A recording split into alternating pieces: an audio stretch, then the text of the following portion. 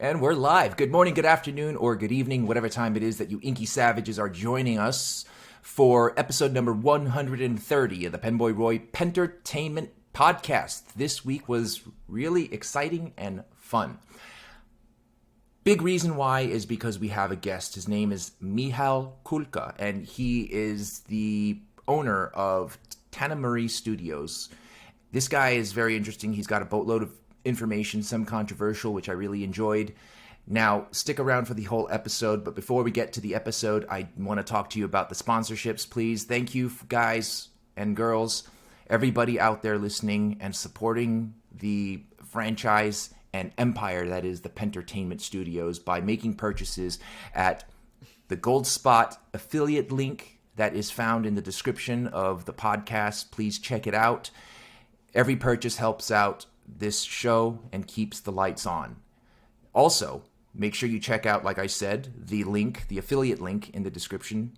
And also make sure you also try to use coupon code ROY at checkout for an additional discount on almost all the products on the Goldspot website, with exclusions applying with some snooty brands that don't let you discount stuff. I'm just making fun. They're not snooty. They just got a really tight grip on their pricing and stuff. But please try it anyway, because you never know what you can save on. You can save lots of money. I think a lot of people can attest to that. I also want to talk about Luxury Brands of America, the distributors for both Benu and Waldmann. They distribute a lot of other things too, but I'm mentioning Benu and Waldmann because Benu and Waldmann both have recent launches of some pretty cool pens, and both are relevant to the affiliate link in the description below. Let's first talk about the Benu Dream Pen and 4-leaf Clover. They are here. As usual with the Talismans, each pen has the namesake material of each pen incorporated into the resin of the pen, thus giving you folklore powers that has been associated with that material in days of yore. Get them now. So if you look at the Benu Dream Pen, 4-leaf Clover, and Dream Bean pen, the Benu Dream Bean and 4-leaf Clover, the Talisman has 4-leaf clovers in it, and the Dream Bean has Dream beans. Yeah. So apparently these African Dream Beans trip you out. But please do not grind up or try to separate the Dream Bean from your pen and snort it. It will not work.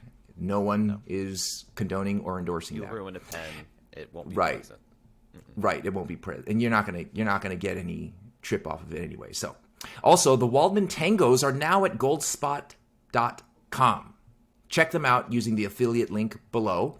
And that's right, all the sexy tango imaginations are now at Goldspot. So do yourself a favor and get one. You won't be disappointed. And that Dark includes Teal North American exclusive.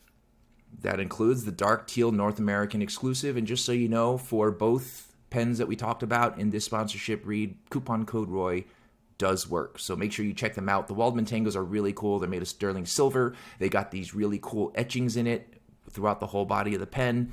It's stamped with 92.5, meaning the amount of silver. Now, even though it says 92.5, be advised that it's actually 93.5. They just don't say it. So you get a lot more silver and more bang for your buck.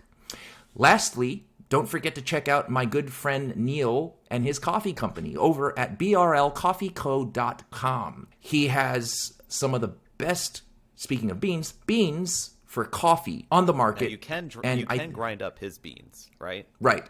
Grind up Like, his it's beans. encouraged. I don't suggest snorting. Right, it's encouraged. No, Grind up those beans and make sure you use coupon code ROY at checkout for discounts on all products across the entire brlcoffeeco.com website. There are no exclusions applying. Now, before we get started with this week's episode of the podcast, I want to give you guys a quick disclaimer. This podcast is not scripted and therefore will contain potty mouth words, both from Tom, Michal, and myself, mostly from me and Michal, not really from Tom.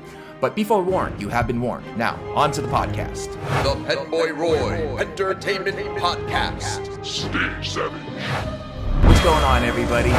Thanks again for joining us, and today we have a special guest, and his name is, and correct me if I'm wrong, Michal, right?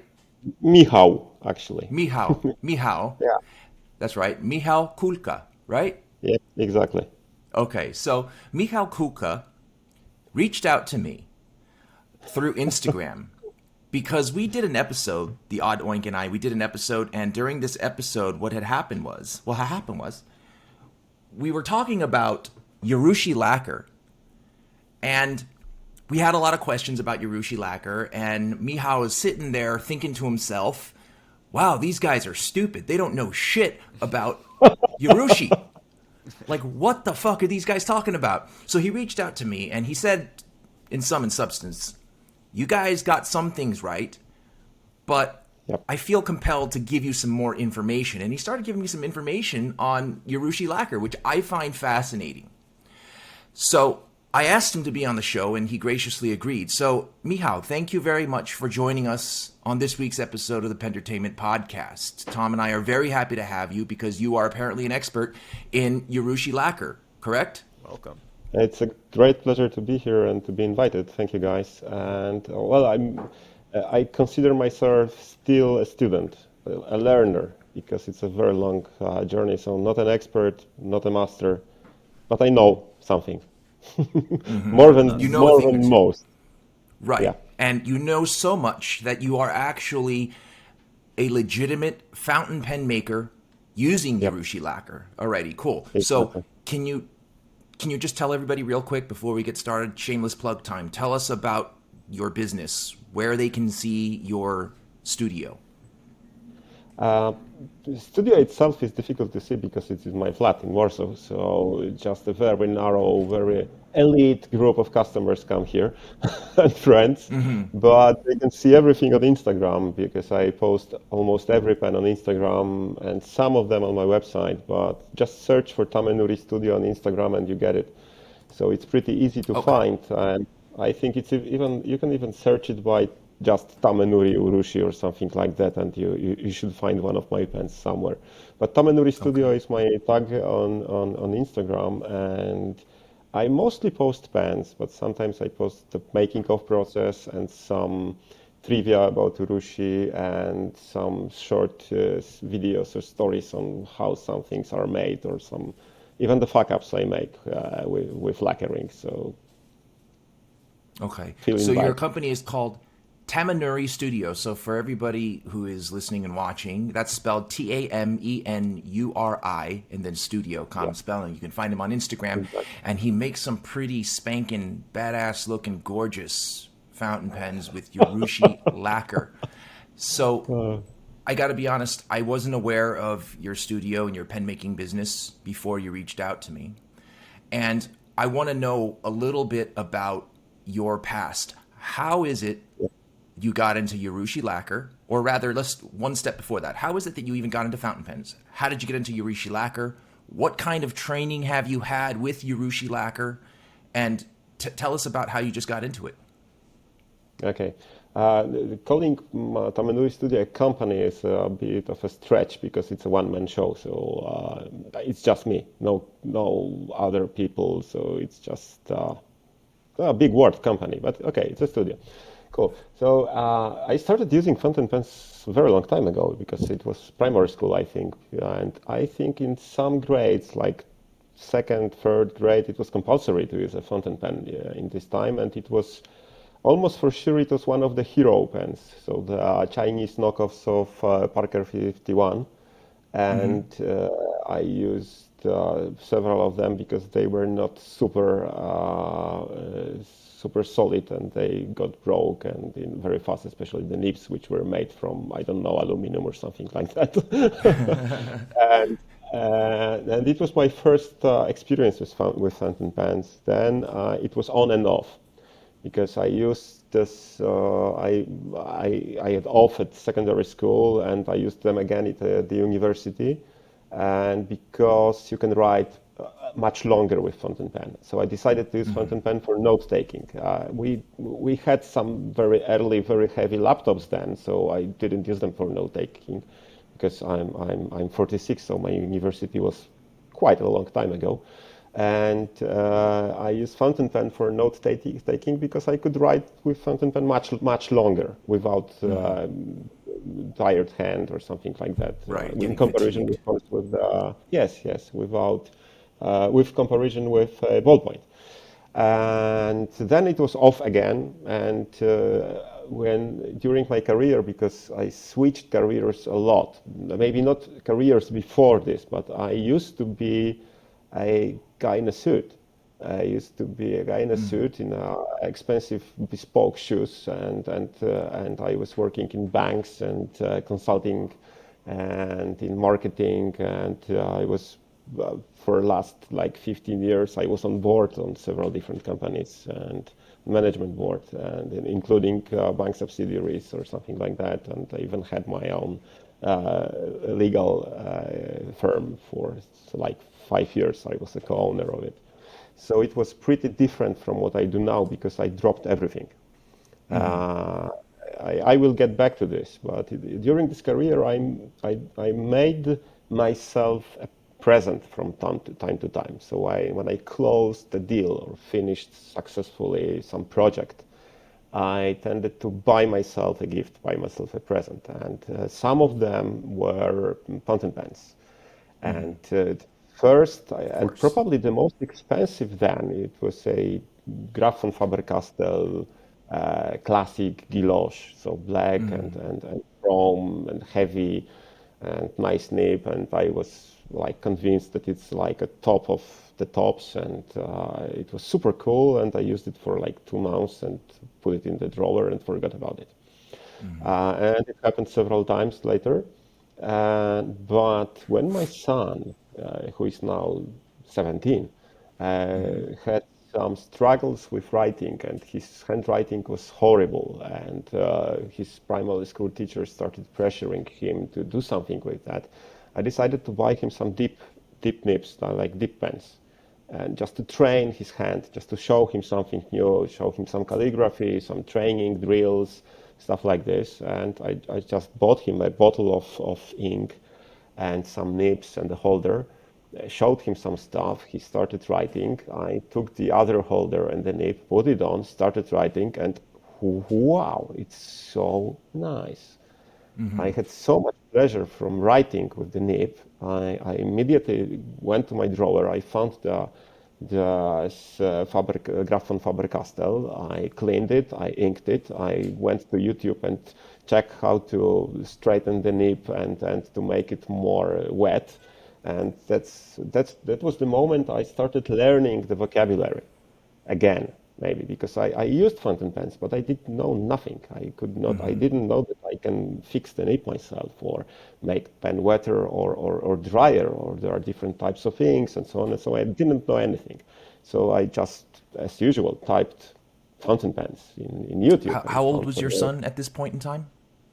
It was fifth grade or fourth grade. So he was about 9. Like that. So, slightly later, maybe 10, something like that. Okay. Something like that. It was like 6-7 years ago, more or less.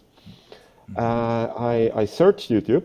I found some mostly guys, some of them funny, some of them pretty stiff and upright, but most of them very resourceful. And it was Stephen Brown, of course, one of the first, Goulet, of course, the whole channel, and some other guys, Figboot, and some more less known or more ephemeric channels. And I started digging digging what later appeared to be a very deep and extremely complicated rabbit hole. Which led me to some more rabbit holes, as you can see. So it was one pen, then another, and then 60 of them, and then 100 of fountain pens, and then the very important point, I bought a first Nakaya. I ordered the Nakaya, and I waited for it several months. I got my pen, which was a grail pen for me then. It was Nakaya Decapot in Kuro Tamenuri, and I was lost. Because I saw Urushi Pen before, and I touched them, but I never had the opportunity to use them for a longer time. I got this Nakaya, and the first thing I sat for an hour and I was watching at it. I was turning it in my hands and just was flabbergasted with the finish. It was so incredible. Something completely different from what I at this moment I had a lot of nice pens, and some of them were more expensive than this Nakaya. I had like Pelikan Toledo, M900 Toledo. I had several Mont Blancs. I had a lot of nice pens, but still the Nakaya blew me away. And not the shape, not the wave of the pen, not even the nib, because I had a lot of platinum pens, and the nibs are very similar. It was tuned perfectly, but at this moment I knew how to tune nibs, because I learned also from YouTube how to tune nibs. Then I learned how to grind them, and then I started grinding them, and I had my Dremel set up for changing the shape of the nib tip, and I was making myself the stops. Can I stop you for 1 second? Just because I want to just get into story. So you used fountain. So just to recap a little bit, you used fountain pens since you were a kid in school, and you put it down for a while. Then you went to college. You picked it back up again because you can write more in college, which is really, I think, a great thing, because for me, it's the same thing. Whenever I'm studying for long periods of time, I use fountain pens. Then after college, you got into a suit and tie business where you were just wearing a suit every day and nice shoes. And then when you said that when your son was in about 5th or 6th grade, his handwriting was suffering, so you tried to get him using dip pens to improve his handwriting, which caused you not to using just for training, not using dip pens for every day, because it's impossible, but for training. Right, you can't carry. Yeah.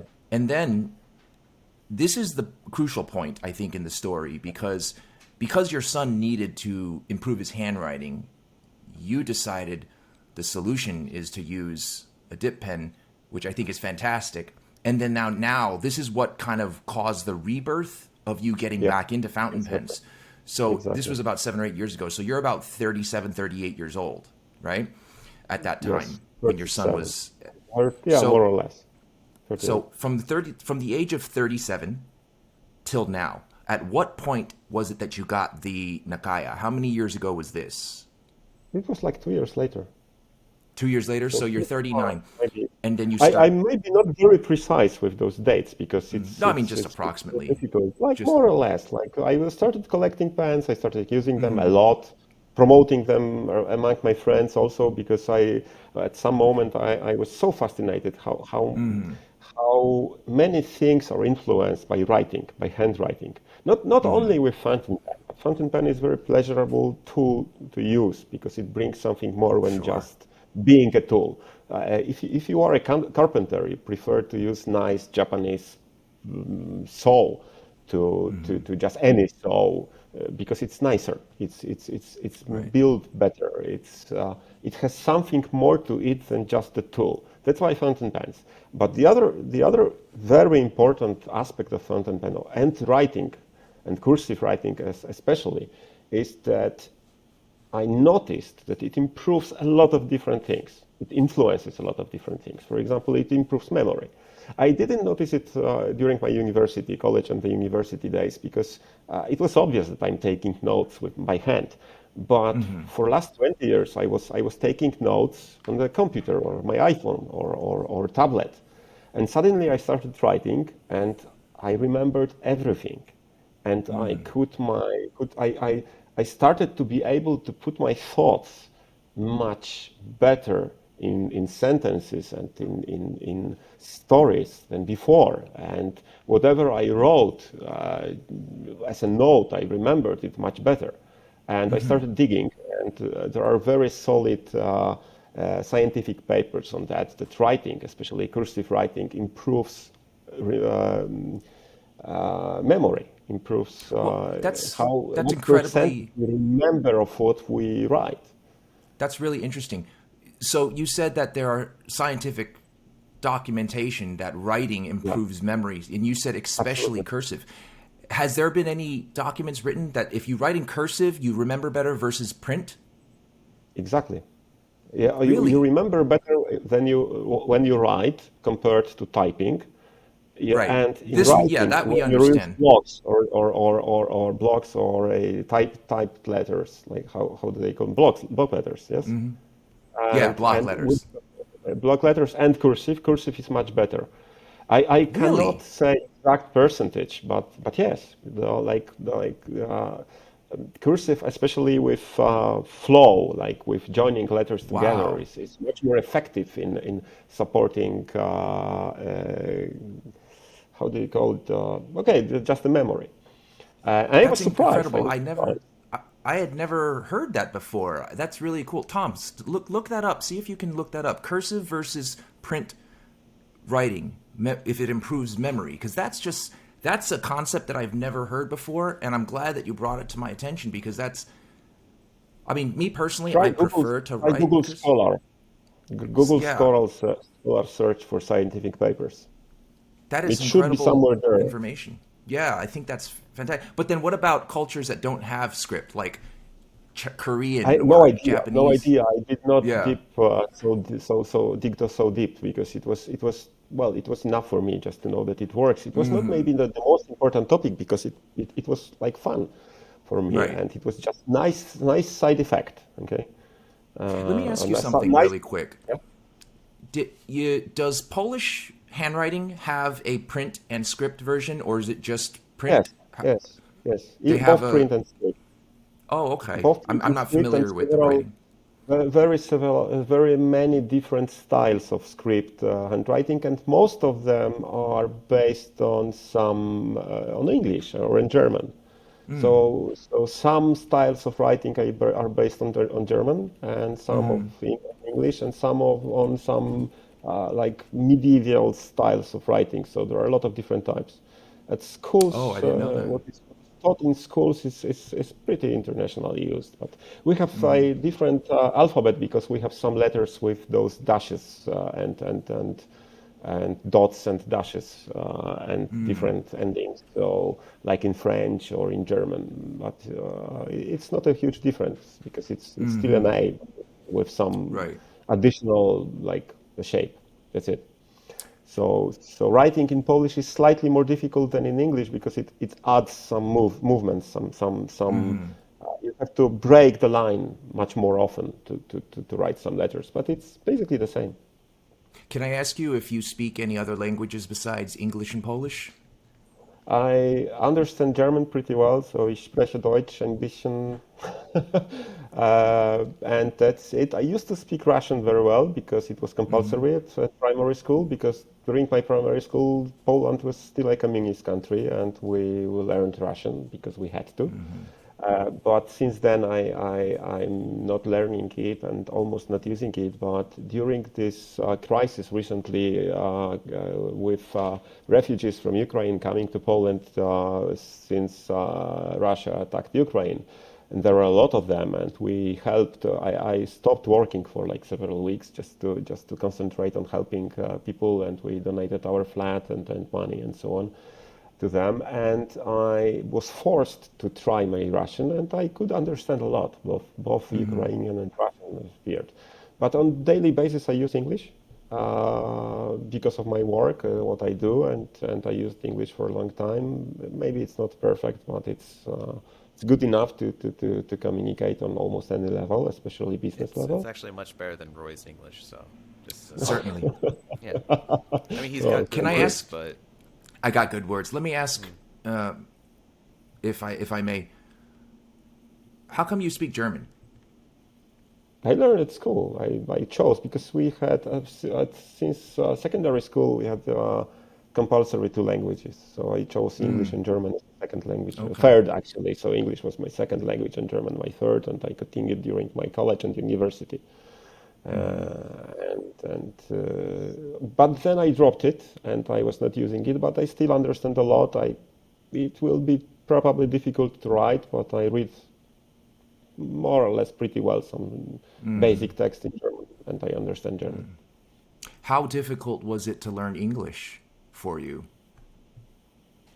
Yeah, initially it was difficult, but then my teacher at secondary school decided that she wants me to, uh, well, she tricked me actually to join the group of volunteers to American Peace Corps people who came to Poland they came here, young people like from colleges, and they were for 1 month in Poland teaching people English. But she appointed me or tricked me to become a volunteer to them to take care of them. So I had lessons with them, but I also was a volunteer to help them to get around. So I started my day for a whole week. For a whole month. I started my day at like 7. I started speaking English 7:30 and never stopped until late night partying with them. So it was like a deep immersion. Total immersion in English for 1 month, and I jumped several levels then. So I came back the next year to school, and I was on a completely different level, and I was learning much faster. I broke the barrier in speaking. I broke several. There are several barriers learning any language, and if you break through them, it speeds up your learning. And I think during this month, I broke several of them. But since then, I was using English on and off almost all the time. So university, a lot of papers were in English, and then work one. My work was always connected somehow with internet. So internet is language of internet is English, and always was. It's not now maybe in every country, but still all the basic stuff is in English, and everything deep down is in English. Programming is in English. Everything is in English. So it's in lingua franca of modern world, until Chinese will take over someday, maybe. So, I have a funny story just to share with you. When I first met my wife back in college, she had just come to America. She didn't speak any English, and I didn't speak any Korean. But she was my best friend back in the early days of school. And communication was a little difficult. So we both had to learn each other's language in order to communicate. She had to learn English and I had to learn Korean. And now she speaks very fluently. If you ever hear her talk, she speaks 100% fluently. She just has a slight accent, and it's very slight at this point in time. Do you think that when learning another language, do you think the best way to learn another language is be that immersed the way you were with the American Peace Corps? Yes, absolutely. Yeah. Absolutely. So how much? At some moment, it's the best way to break through those barriers to make a jump is to be totally immersed, but use it. It's not enough to be immersed. One of my teachers said that one of the best ways to learn the language is to meet the love of your wife who's not speaking your language. So it happened to you in some way. So you met your partner and you were forced to learn the language, and she was forced to learn your language and the language of the country she lives in. But my partner, for example, she speaks fluent French, both Polish and French. Her first language is Polish, her second language is French, but French are convinced that it's the other way around. They are convinced that she's native French, because she's a teacher and translator, and she speaks probably better French than Polish. And she speaks also English, but her sister, on the other hand, her partner is French, but he comes from the Caribbean, so she speaks Polish, he speaks French. They speak to each other in English because they never learned each other languages, and their daughter speaks 4 languages because she speaks English, Polish, French, and Creole. So the traditional language of her father from Caribbean. And it's pretty crazy because she switches between those languages. She's like 5 or something like that. She's like 4. And she switches from one language to another depending on the situation. So when she's angry, she's speaking in a different language. When she talks to her peers, she speaks in Polish. When she talks to her mother, she speaks in Polish or English. And it's completely crazy because if you're an outsider to this situation, you get lost. Even you could switch languages mid-sentence, which is completely crazy. It's also a big deal. Like my wife now, there was a point in time when she was not completely fluent in English. And when she would get mad, she'd just start going off on me in Korean. And then that's okay because I could always be like, oh, you're talking too fast. I don't understand what you're saying. Sorry. But now she's fluent in both to the point where if I say I don't understand something, she'll just switch over to English and say the exact same thing. So I don't play that game anymore. Getting angry in a foreign language and like getting furious in a foreign language, losing yourself in a foreign language means that you are thinking in this language, and it's cool. It's great. Yeah. But the thing is, now I can't play that game of pretending like I don't understand, because Sorry. if she's mad at me in Korean, and then I say I don't understand, she'll just say it in English, and now I got to listen to the same thing twice in two different languages. So I kind of just did it to myself, got in trouble twice. But I think it's just very interesting about the languages that you learn, because from my perspective, I feel like learning another language is extremely difficult. But then, like, when I speak to someone like yourself, who knows multiple languages, it seems as though it's easier. 3 is multiple. I think it's easier for you to learn English than it is for me, who speaks English, to learn just any other language, which is interesting, because you're not the first person I know from Poland that speaks multiple languages. But it's can we just? because Polish is not very popular around the world. So you get around the world, and to know people around the world, you need to learn several languages, at least English. It's absolutely a must to learn English. For example, I know a lot of people from France who are not keen on learning a lot of languages, but from Spain it's much better.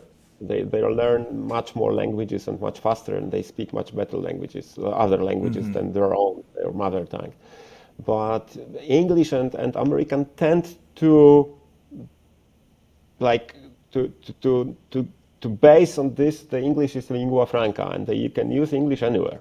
So if your mother tongue is English, you have no real incentive to learn a lot of other languages, unless you want to read Marquez. Totally me. Marquez in original or something like this.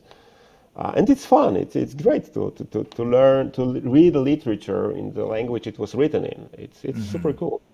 It's a lot of I fun. really wish that I actually had that immersion experience, because when I went to Germany back in 2019, I actually did try for a good couple months beforehand to pick up on the German language. I used Duolingo. It's an app to learn some very basic. Not a fan of. Yeah, like basic nouns and things. Yeah. So that way I'm not completely lost if I start to see signs, or be able to get at least comfortable with some of the concepts involved. But the thing is, the moment that you step off the plane, everybody in Germany pretty much speaks English. Yeah. So there was No really incentive. other than reading some signs here and there and looking in a magazine and being able to spot some things I understand, it really wasn't being used. That muscle, that learning, that muscle in my head is not being used. Exactly. It depends where and when, because if you're going to study in Germany, there are some universities which require German. Some of them don't. And for example, in Holland, you get by using just English. And it's okay. Everybody speaks English in Holland. If they want to, like 90% of this population speaks English. So there are, but in France, knowing and speaking French, and especially understanding French, is very useful. Much more useful than German in Germany. From my experience, of course. Maybe it's not true, but it's my opinion. So I want to actually dial back, and I want to talk about your training when it comes to Urushi. So, like we said, you were about 37 years old when you got back into the fountain pen business. When did you start training in Urushi? How did you start going about learning Urushi and whatnot? After I bought this Nakaya, I got hooked and I got interested in Urushi, and I started learning and searching for information. What's that? Okay.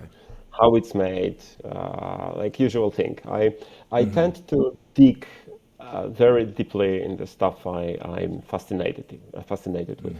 And the best example is that I saw on a school trip to France, I saw a Lotus Super 7, like a car from 50s. It was designed by Colin Chapman. It looks like imagine the 50s Formula One car, something like that. So very low, naked wheels. Just search Lotus Super 7. And I was fascinated by this, and I learned that it's possible to build it yourself. There are some crazy people around the world who make such cars themselves, and I did it. So I just was gathering information for several years, and then I was waiting for a good moment, and one of my contracts was finalized, and I decided not to start another, just to take 4 months break. And it was a great moment because I usually had either time or money, and you need both to build a car. And it was the moment I had both, and I was just after the divorce, so it was like a perfect moment to do something with myself other than working normally. So I built a car. I built a car from scratch, and it was like crazy fast, and it was one of the best experiences in my life. But I learned everything on YouTube. So I was convinced that YouTube is a magical thing, and you want to build a car, just go to YouTube and write how to build a car.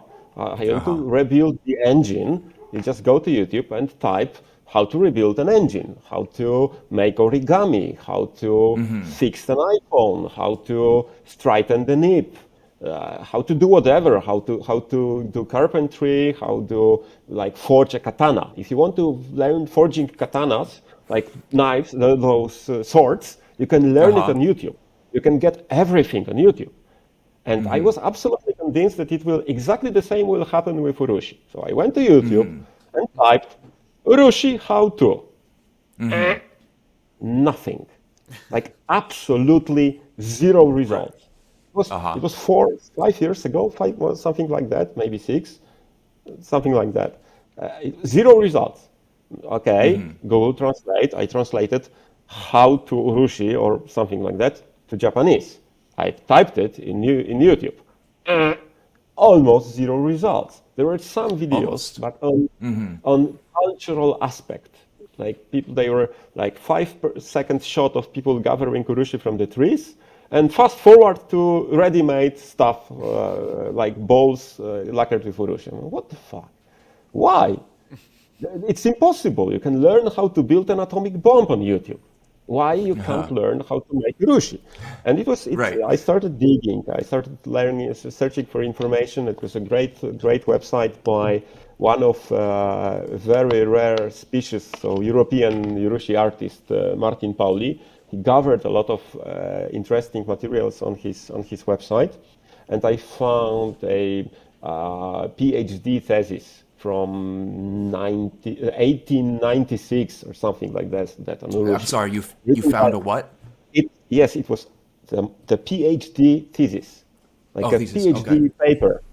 Right. The guy, he was American, but he wrote this paper at some of the British universities. I don't remember which was Oxford or Cambridge. And he went to Japan for several years. He learned about urushi, and he wrote the scientific paper on urushi, but more from the physical and chemist's point of view, like physicist and chemist point of view. But he included some information on the process. And it was the start. I'm sorry. Can I just ask you a quick question?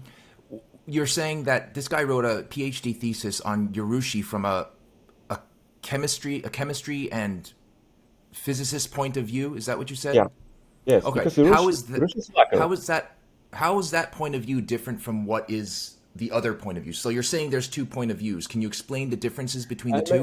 Maybe not. There are 2 point of views. You can treat urushi as it is. So there is a lacquer, and you get from your teacher or your master information that it's a lacquer. It can behave this way, and then it may behave this way, and you.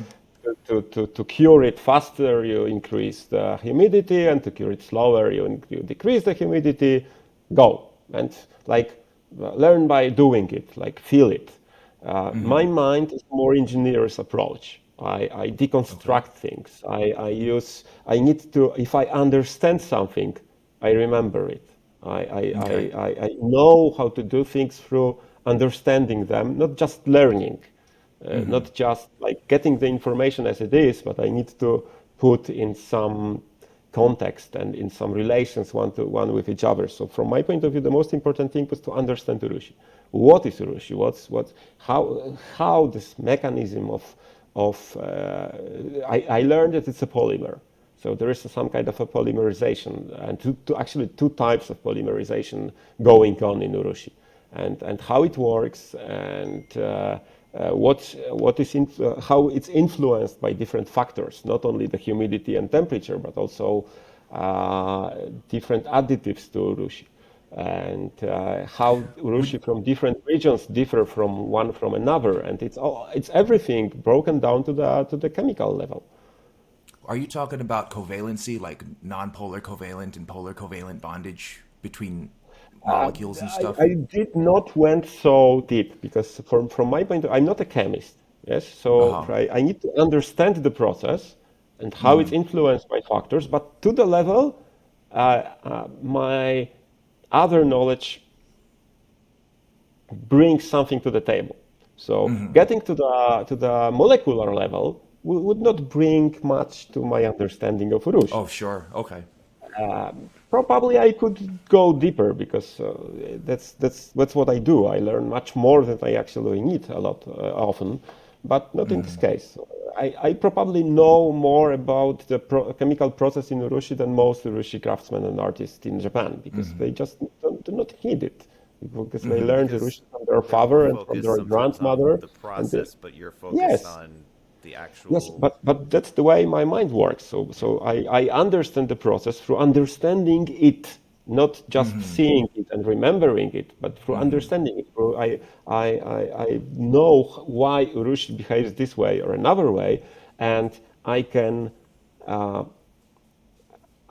know sometimes what will happen if I do something I have never done before, because I understand the process better. I do not have to try to know, to have a hypothesis.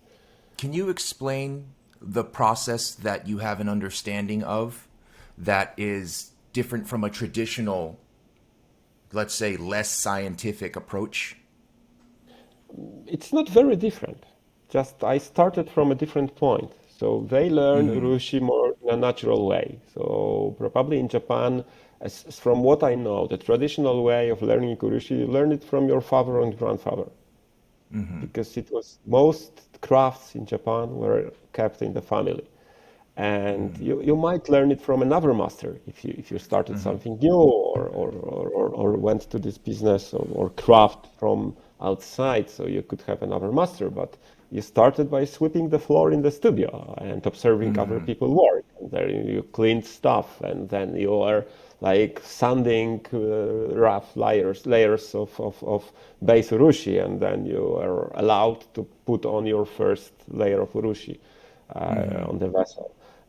But what they tend to, in many studios in Japan, especially in Wajima, is to specialize. So there are people who are responsible only for preparing the base for urushi, so for making wooden or ebonite objects and preparing them for urushi, like creating the primer layer.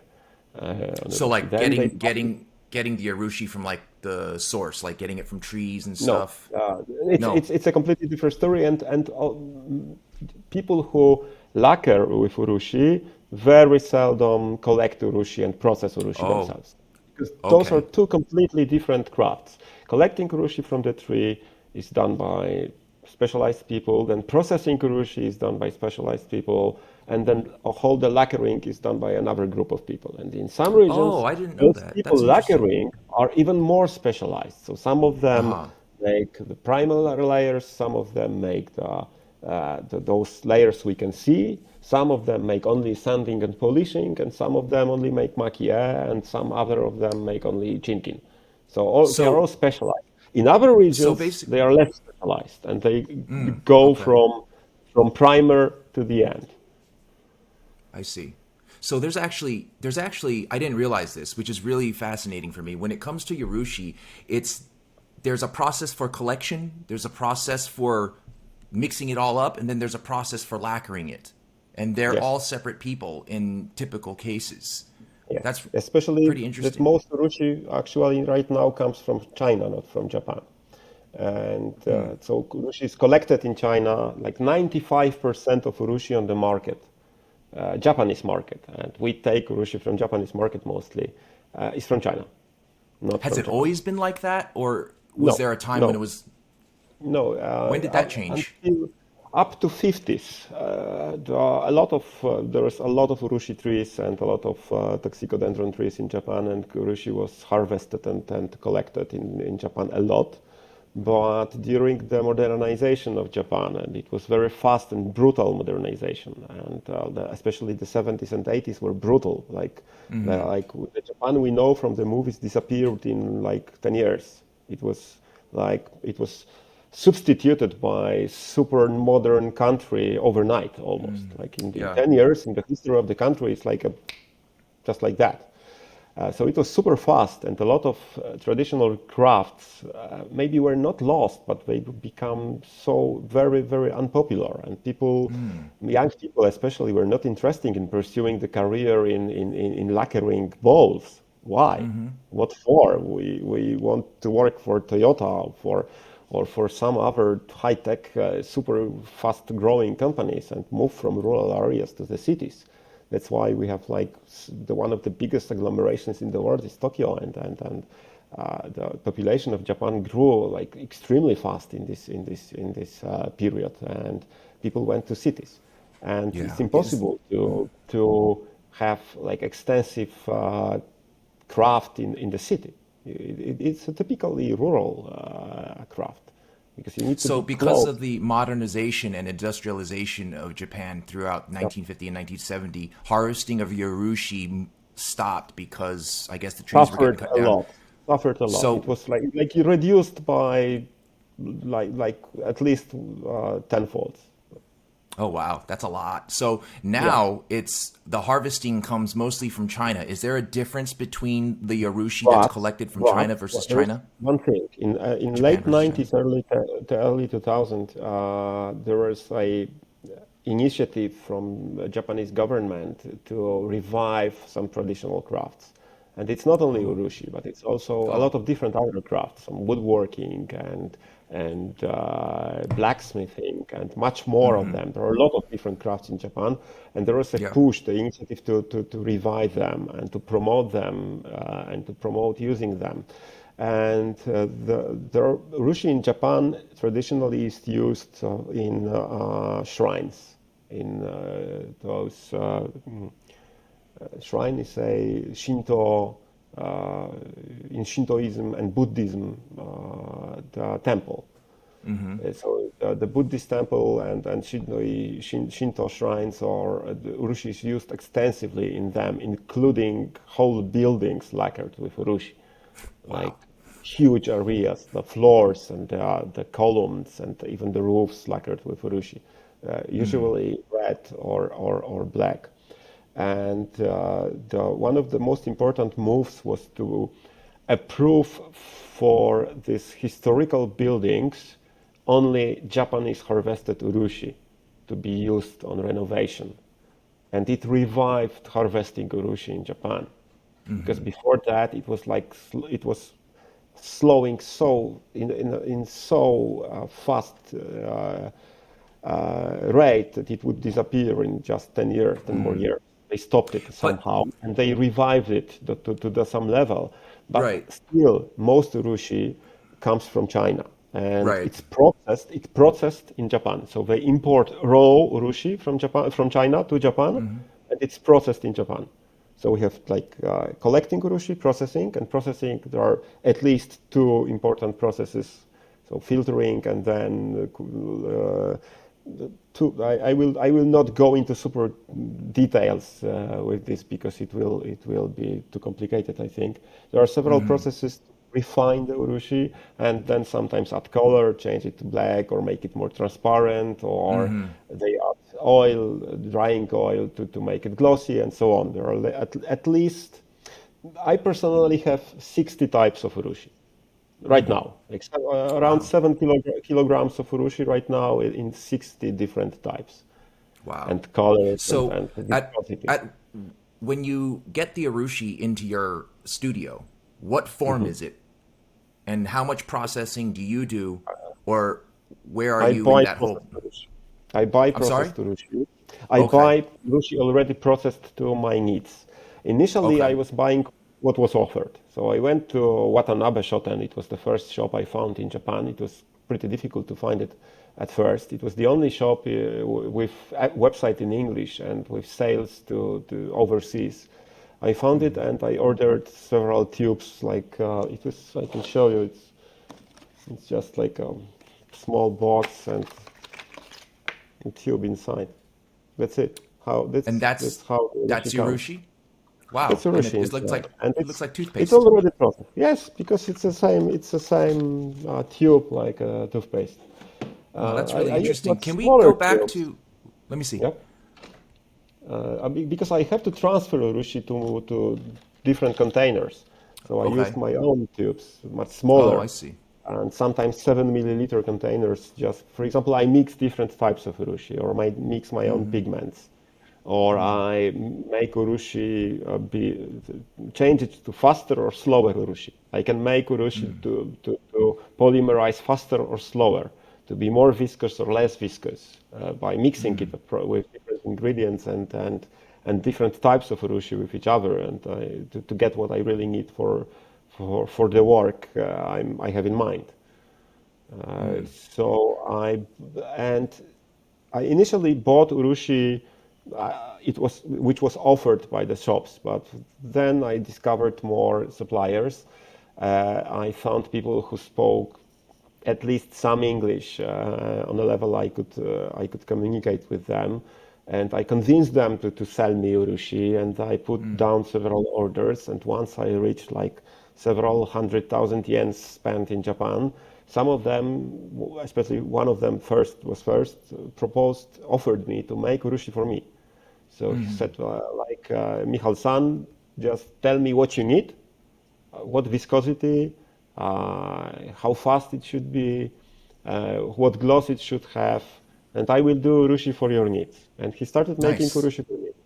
And it was a breakthrough for me because I understood that the possibilities are even wider.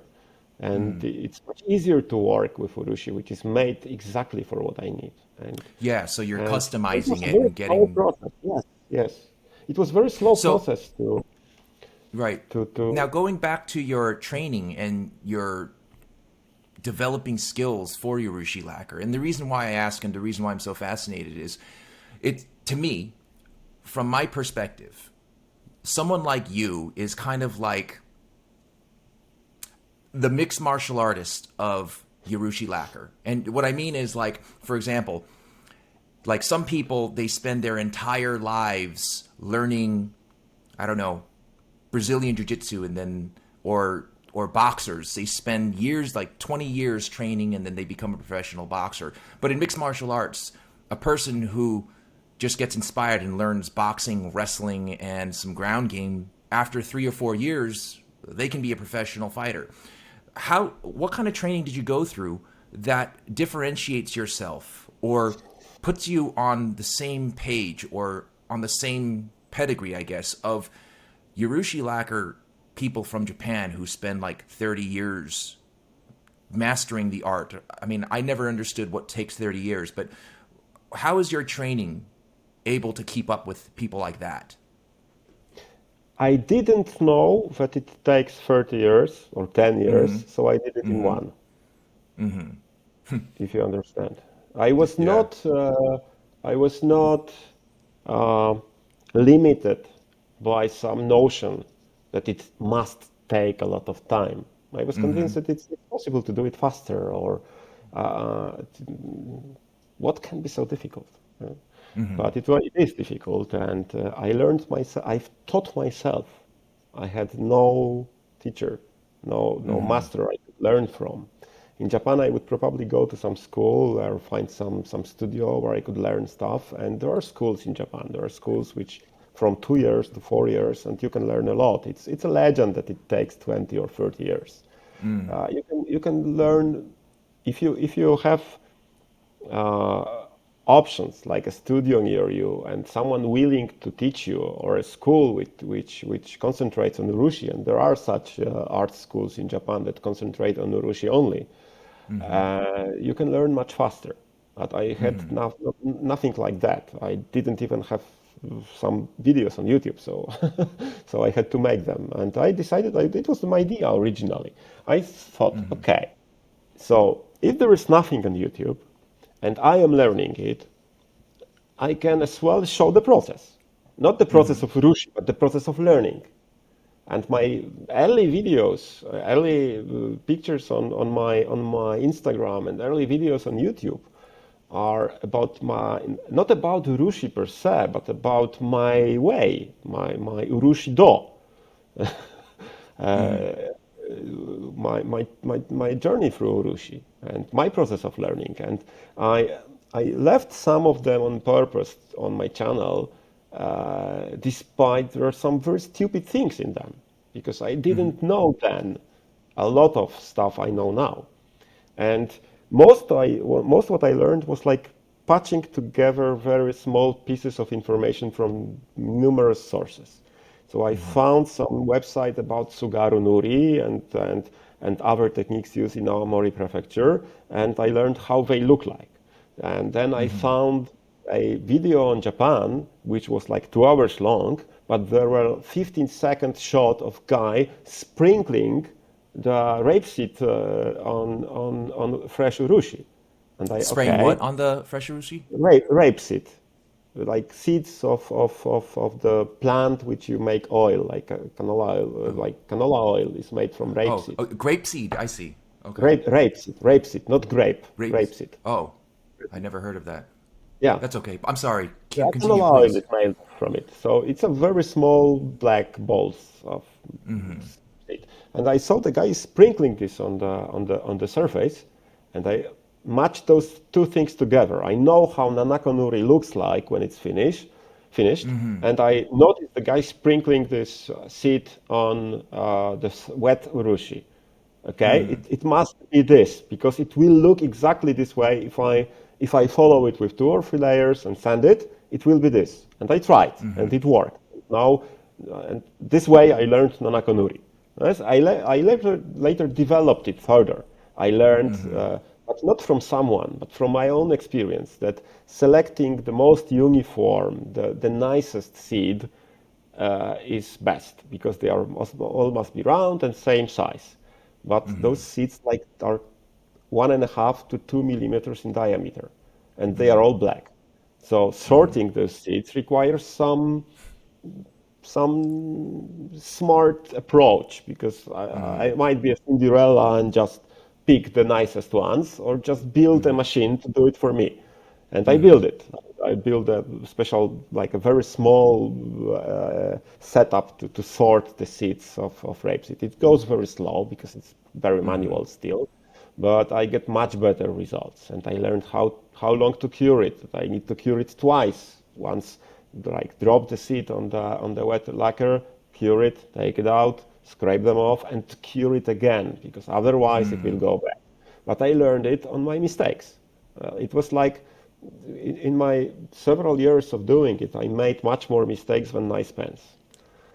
So I probably made like 400 pens altogether till now, maybe less, maybe three, but at least 3,000 mistakes.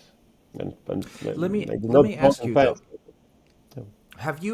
Have you experienced any resistance from other Urushi makers from Japan who are more traditional who feel maybe that Absolutely no. you're no?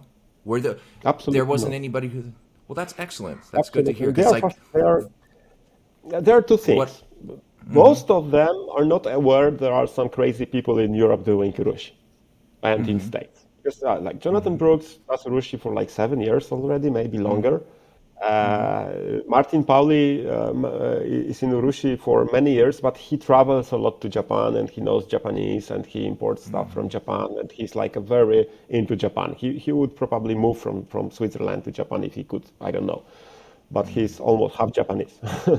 There are some other people in India, like Vivek Kulkarni from Urushi Studio India, and we talk to each other. The Theodore from Czech Republic, and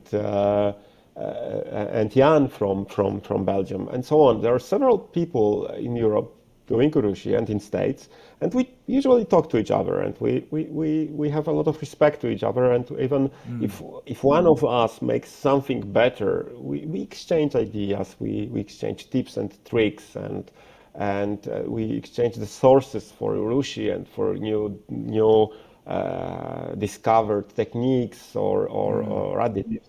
But as Japan is concerned, I know several artists and craftsmen in Japan, and they are all very positive and they are very open, and they say that they are happy that there are people outside Japan who try to popularize their art, because from their point of view, it's their national treasure, not the art of Urushi. But it's very worth mentioning that Urushi is not purely it's not just Japan. There's a very long tradition. Urushi actually came from China, and don't believe that it started in Japan. It's not true. Even the Japanese sources, the oldest sources in Japan point to China at some point. From Urushi comes from China, and it was originally from China, but it's used as art and craft in China, in Indonesia, in Vietnam. I know several fantastic artists in Vietnam. They use Urushi in super creative way. In Malaysia, in Korea, and in Japan, of course. I didn't know that. So Wow. it's not just Japan. Urushi in every of those countries, it might be named differently. Not Okay. Urushi, like It's not called Urushi is Urushi. Japanese. It's Japanese name, Right. but it's same stuff, and they use it in a very similar way, and they cure it in a very similar way, and they use several similar additives like eggshell for rankaku.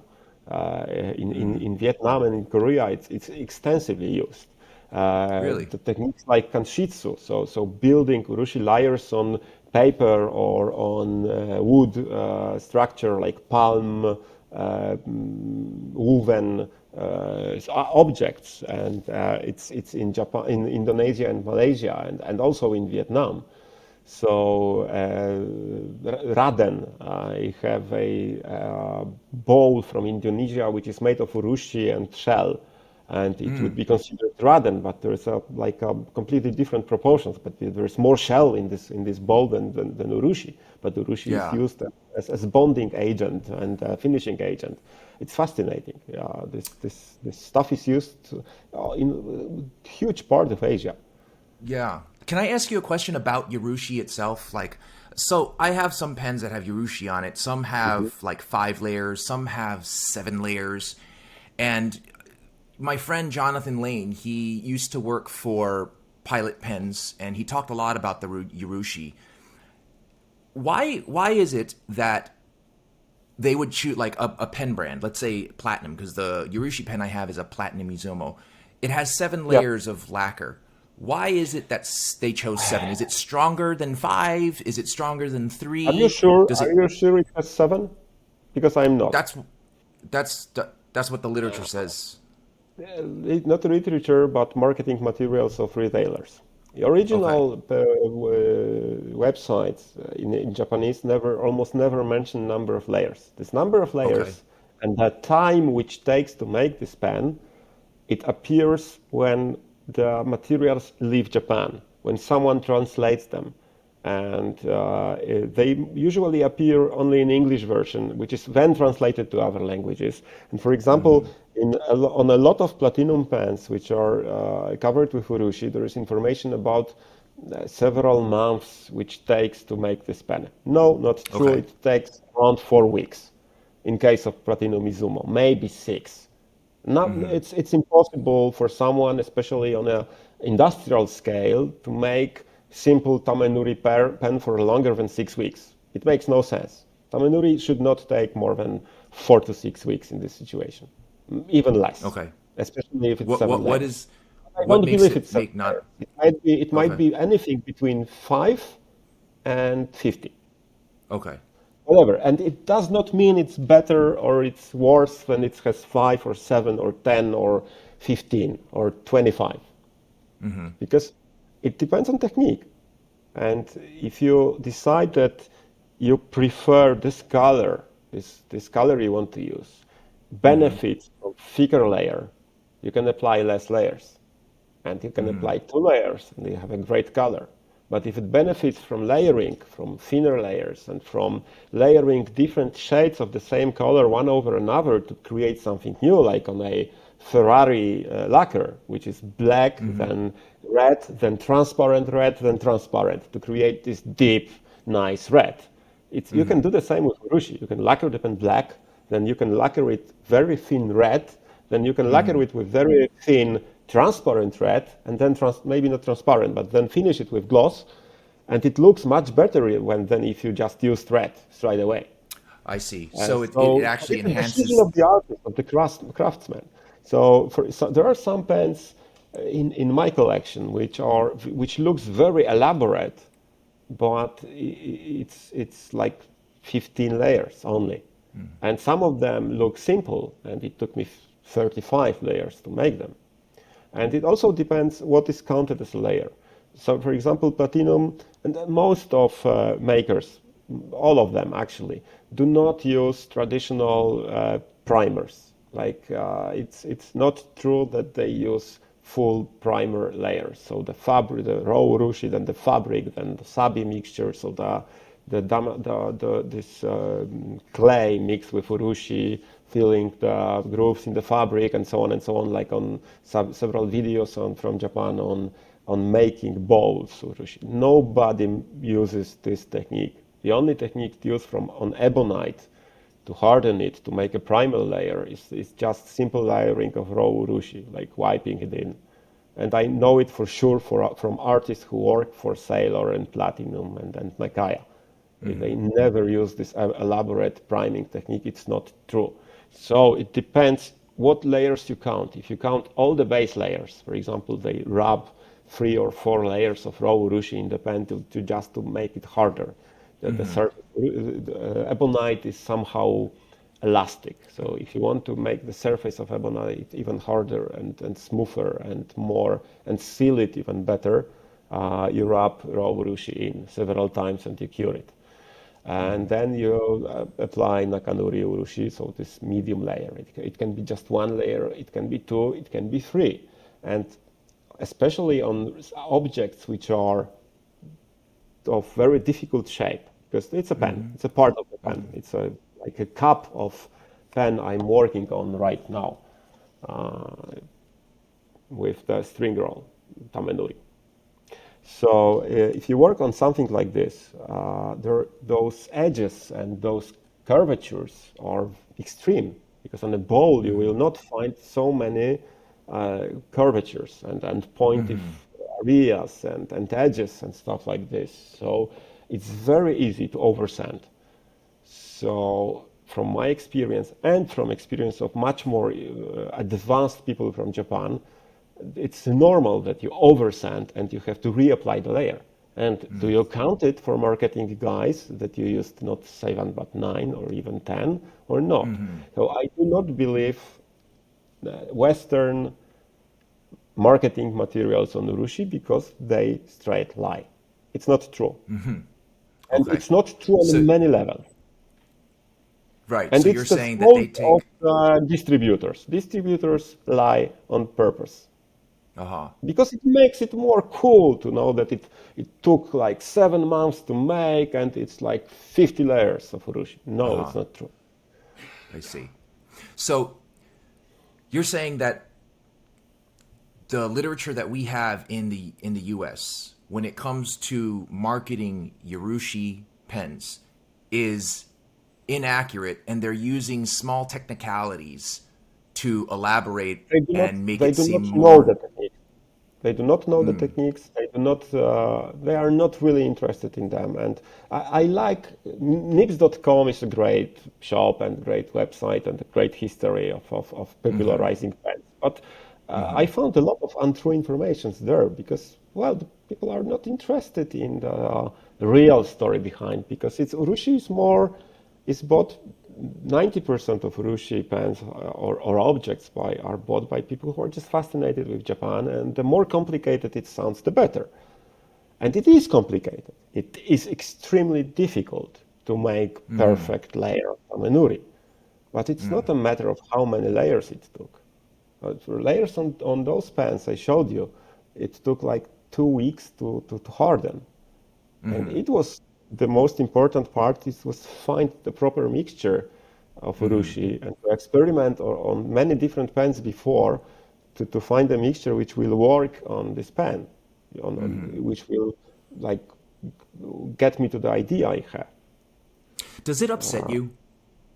Like No, when you it's see I like marketing I worked in material. marketing for 20 years. I know it. Mm-hmm. I was this guy. I was the guy who was like balancing on the edge of truth and straight lie just to Mm-hmm.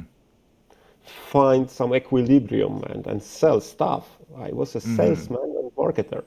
So I Mm-hmm. know it and I know how it works. And it's not only this, it's exactly the same as precious resin. There's, it's plastic, it's fucking plastic, not precious resin. Yes, it's exactly the Right. same. So It's that's why like this is what building everybody building watching. This is what he's talking about right here. yeah, like building the legend, building the story. If even if it's not straight lying, but leaving some things for your imagination on purpose. Mm-hmm. What it is what marketers do, and what I did for many years. Mm-hmm. uh, like implying some stuff, like making an inception way, which market like picks it up, and you can build on it. It's cool. It's great. Mm-hmm. It's what happened with Arcocelluloid. Arcocelluloid was one of many different celluloids in its time. Mm-hmm. It's 30s, 40s, and 50s. It was like just one of many, and it was not very successful. If Mm-hmm. you reach to the like sales numbers and to the literature from this time, arcocelluloid was not a successful material. Mm-hmm. It was created again as a super successful material recently again, and by very smart guys in one company I don't like a lot, who promoted it again and made it Mm-hmm. desirable. And they did it in a very smart way, very modern Mm-hmm. and complex way, but it worked. I They're see. much Let me nicer celluloid than Arco, much nicer. Arco, sure. I want to ask you something else that I always was curious about. When it comes to durability of Urushi, like Yep.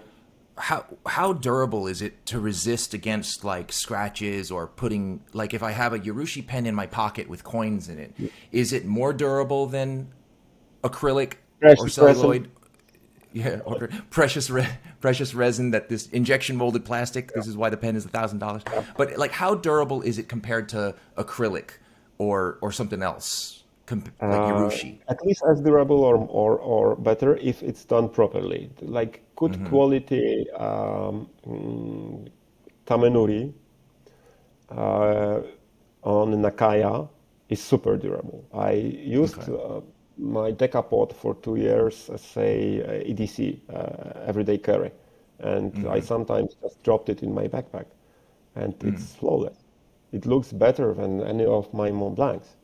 Even the one with this elastic nip, it's the only Mont Blanc I bought new in the shop. I just Mm-hmm. went to my local pen shop to support local pen shops, and I bought a Mont Blanc.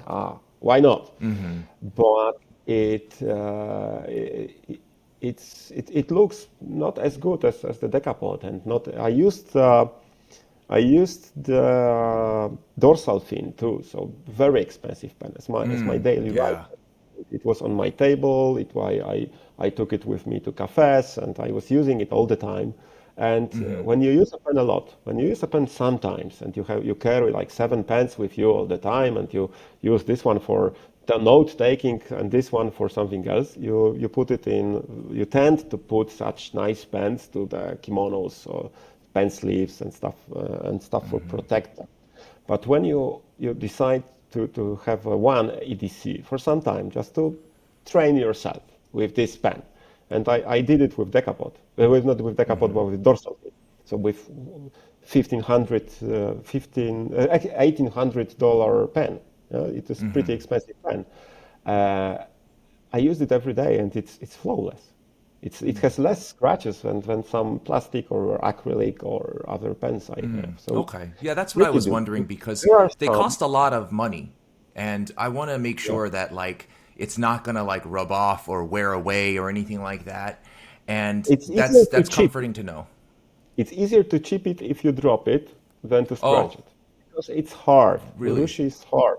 The Urushi is around properly hardened Roiro urushi, like Roiro Migaki, so also the Tamenuri or single color, like a glossy, smooth urushi is usually very glossy, like mirror gloss urushi.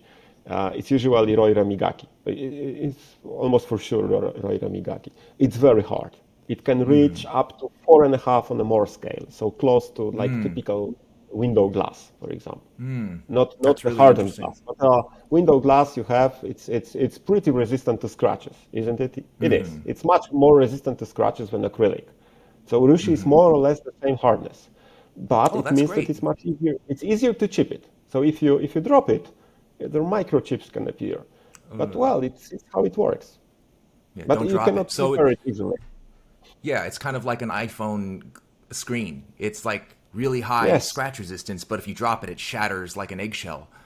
And So, Urushi will not shatter because it still has some elasticity.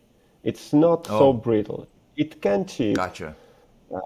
but it's not easy to destroy a Urushi pen by accident, for just like only where keeping it in your with coins in your pocket or dropping it from the table. It I happens with see. any pen. If you drop a celluloid pen, it can break. If you drop a Mont Blanc from any period of production, it will break Right. or get Well, scratches, or it will drop directly to this beautiful star or snow cap, whatever it is. It will get scratched. What about Tom, you a wanted to say something? concern about Yeah. UV or exposure to sunlight? Yes. And it's the only thing which I think UV and extended immersion in water. You Oh, should avoid it water. because Really?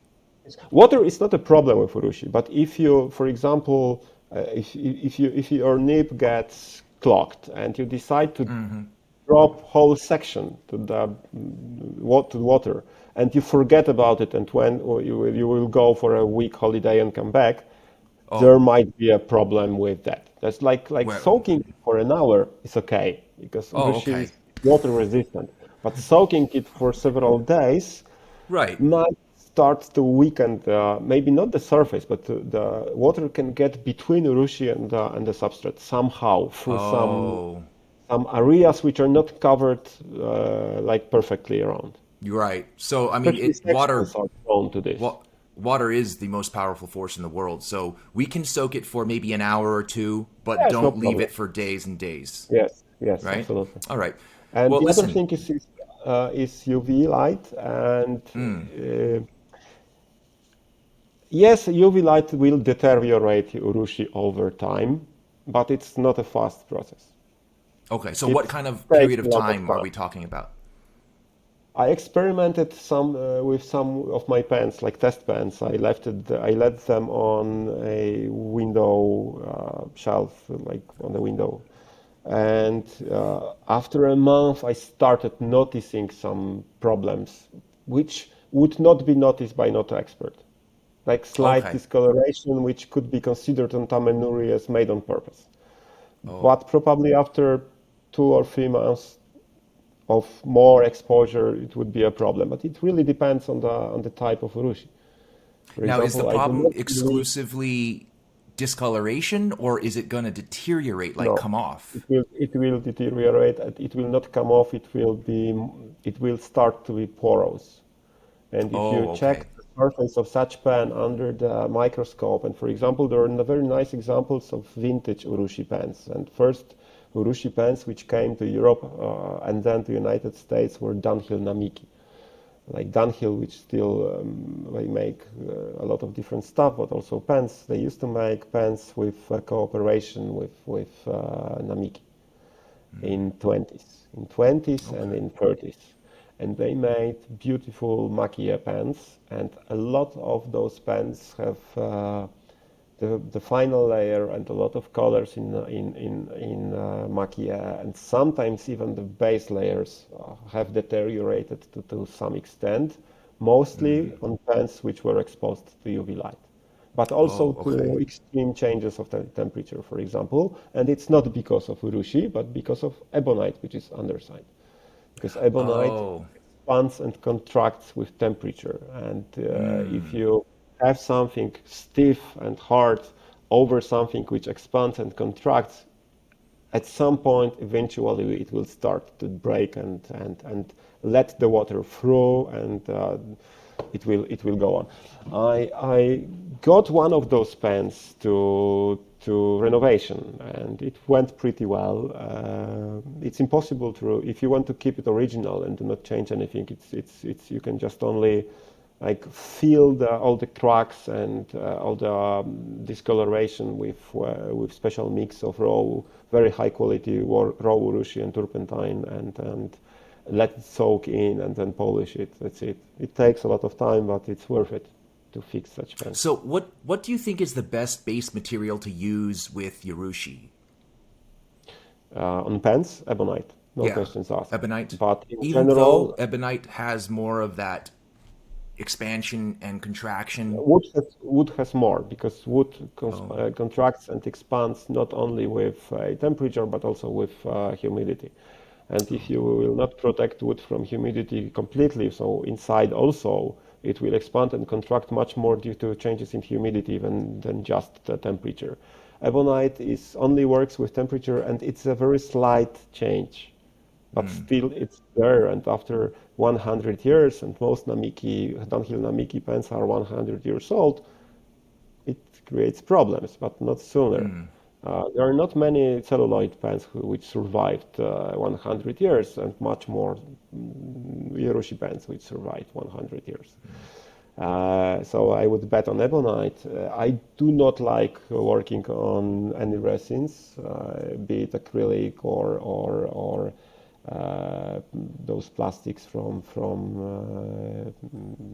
like injection molded plastics, but it's possible. It can be done. It's not complicated, but I just don't like it.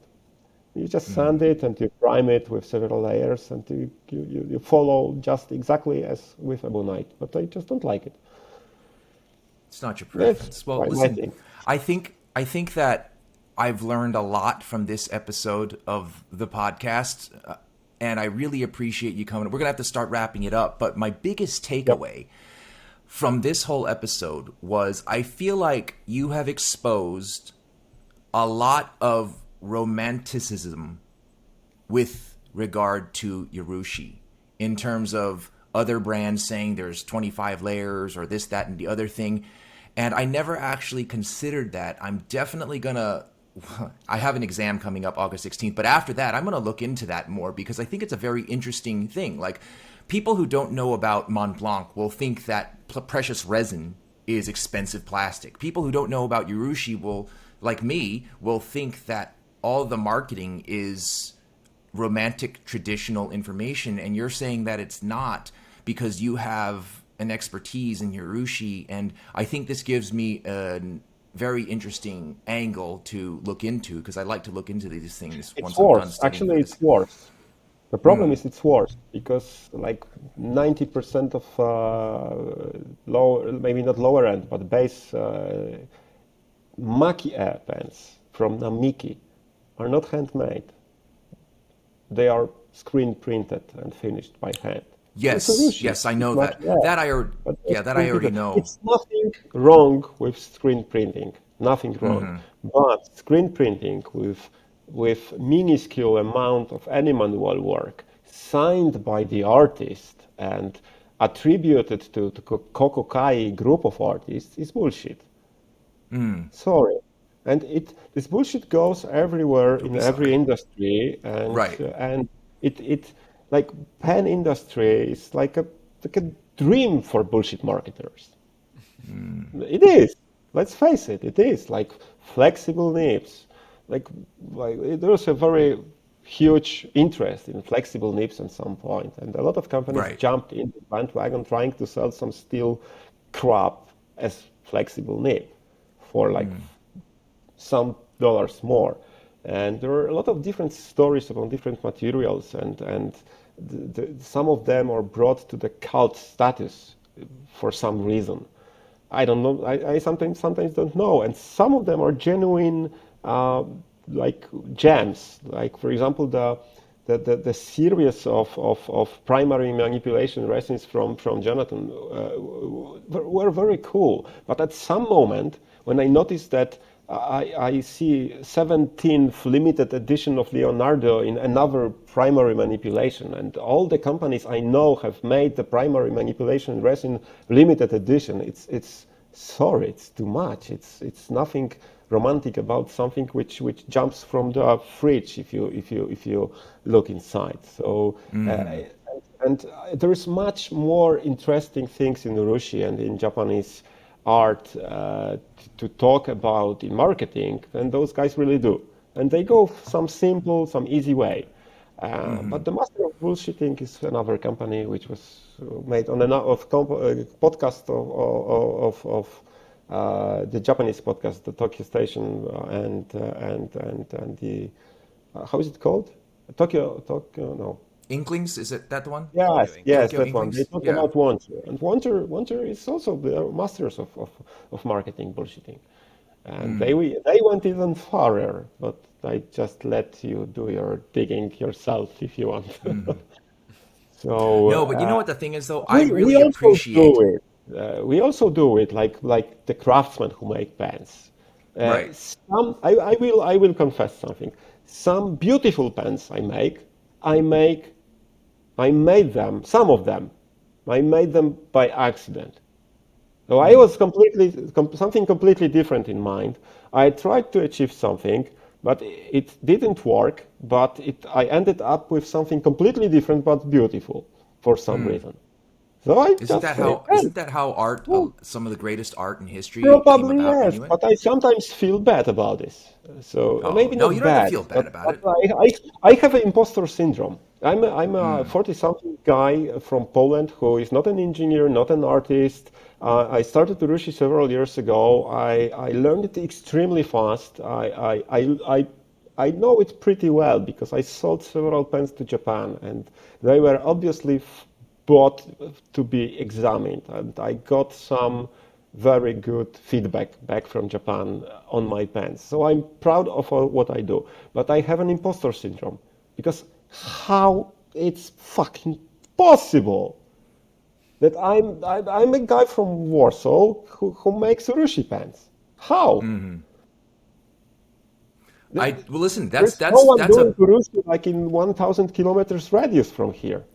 Right, but the thing is, though, that's one of those barriers that you're breaking down. Remember, we were talking about language, and you have to, you break down barriers, and then you become more fluent and stuff like that. Well, this is one of those barriers too. Like the whatever it is that you learned, you broke down your own personal barrier, and you achieved a level of fluency with this stuff to the point where you can actually sit on my show and call out bullshit. Which, just so you know, whenever someone calls out bullshit, I love it. I love it a lot. And I think that what I really want to do is I want to have an episode where the three of us sit down again and before we get on the show, we write down every piece of bullshit we can think about and call everything out at once. I think that'll be a lot of fun. Maybe it could be fun, but could be, well, it's I have a lot of respect for artists from different companies, and like putting some shame, calling the bullshit on marketing materials. It's not always a good idea because we don't really know where the bullshit comes from. Right, It sure. it Because then you don't usually want to does put not the come blame from on one Japan. person. It very often comes from distributors. And is it a general distributor responsible from United States and Americas? And is it a distributor responsible for Europe? I don't know where it started. And I tracked down some misinformation and some exaggeration in description of Urushi pens, and not only Urushi pens, because this precious resin is just stupid translation from German. Edelhardt, I Edelherst. think. Yes, it was Edelherst. just it was stupid translation. Someone translated it and thought guys in marketing department translating it said, "Oh, God, it sounds cool, precious resin. Let's go with it," and it went. So the information that I happened. have is in German. Edelherz means literally translated. If you translate it literally, it means Yeah. precious resin. But if you translate it But it idiomatically, means it means something else. exclusive, Just, exclusive yes. resin, right? It's even probably more complicated. Uh, hmm. But listen, like I said, Adult word is used I for a lot think, of different. It's a part of a lot of different words. You can have a marzipan, which is adult marzipan. It's just true. It's not obvious how to translate it. But anyway, right, there's it's different lost. idioms in Sometimes German. sometimes it's lost in translation, and sometimes it's Yeah. a deception on purpose, and sometimes it's balancing on the marketing edge of telling some exciting story and building a legend and building the fascination of people with Urushi, which is cool, and that's why I got interested with it, and being a bullshitter. And it's very difficult balance because it's sometimes just one step and you go too far. Well, I do agree that there is probably lots of bullshit when it comes to marketing. I mean, you see it all the time in every industry.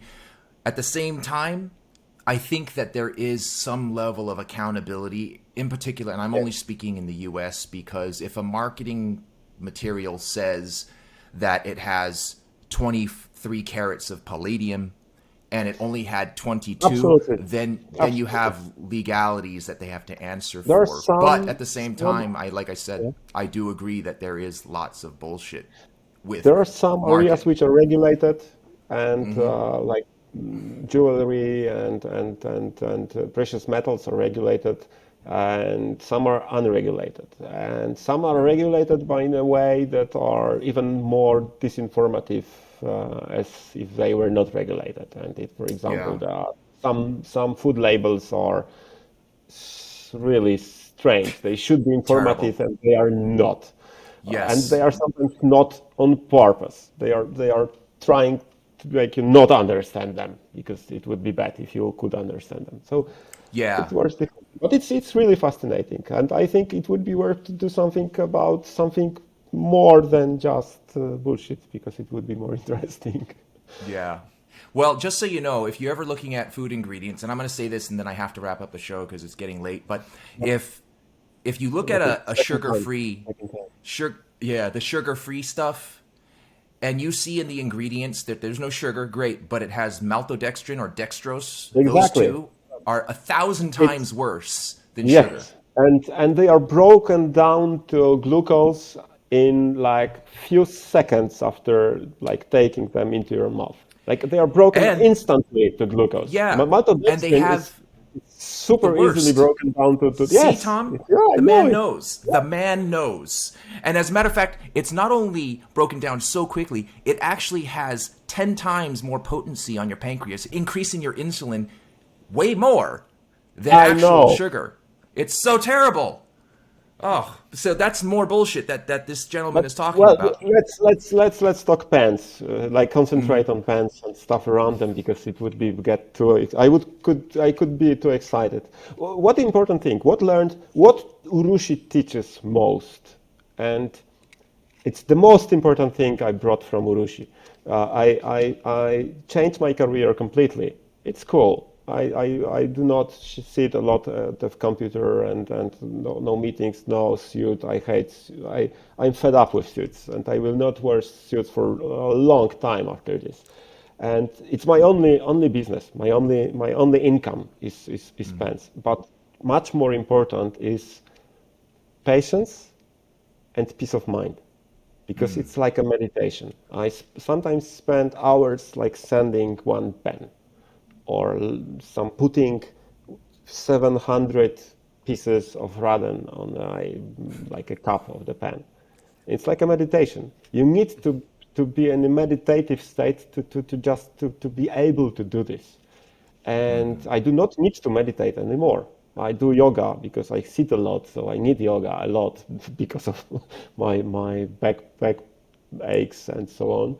But the peace of mind and patience, a lot of patience. I was super impatient. I was like a very short. I don't know how to say it in English, but I was like easily combustive before that, and now Short I'm much fuse. more, yeah, short fuse, exactly. I had very short fuse. Now it's completely different. I see. Now let's wrap up for the third time. It's for the third time wrapping up. Michal Kulka, thank you so much for being on the show. We had a fantastic time. Make sure everybody listening, you check out Michal Kulka's Tamenuri Studios at tanemuristudio.com. No, just And tamenuri.com. Tamenuri.com. Tamenuri, excuse me, that's right. Tamenuri.com, TAMENURI.com. You can find him on Instagram at same thing, Tamenuri, right? Tamenuri _studio. Tamenuri Tamenuri. _studio. Right, you can't miss it. It's a fantastic website. Take a look at his gorgeous pens. He has a whole bunch of them. I love everything that I see on this. And their prices are all in euros on his website. I think there's a way to switch it, right? No. The No? price, it's not a shop actually. You can buy directly. You have to contact me because there are too many different options with nips and sometimes with like kimono and drops. I decided not to have a shop. Each pen is just only one piece. So I didn't Okay. want to risk that someone buys something which is not available anymore because someone I bought it see. at my studio. And I cannot remake the same pen again. So I decided that to keep it just one channel. You have to contact me. You have to write to me on Okay. Instagram, on Messenger, on WhatsApp, or email me to buy a pen. You can of course pay with anything you want, from PayPal to wire transfer and Wise and Revolut and so on. It doesn't matter. You just have to talk to me because it's the most important part of me being in this business is talking to people still. Because I really want those pens to go to people who will appreciate them, who know what they are buying. I hate selling my pens to first-time Urushi buyers or for gifts and presents for someone who is not using fountain pens, for example. I see. Someone comes I to see. me and Okay. says, "Oh, I don't use fountain pens. Can I? If you think, do you think I can buy your pen?" I no. I just don't. Please don't. Go buy a Mont Blanc if you have a lot of money. And if you still love it after several weeks, months, whatever, come back to me and I will sell the pen. I Because like it. it's the most exciting part and the most pleasurable part is to receive a letter from a customer written with my pen, like a snail mail letter. It's absolutely fantastic feeling, and I have never felt it in any job, any work I did before. Like something which is palpable, people get it and use it and are happy with it, and they go so far to write a letter back to me. It happens from time to time. It's not that everyone does it, but it happens from time to time, and it's absolutely fantastic. It's worth That's everything. fantastic. I understand that feeling. I feel the same way towards my listeners. And speaking of my Cool. listeners, thanks again for listening. I love you guys. Be well. Be safe. Stay inky. Thank you, guys.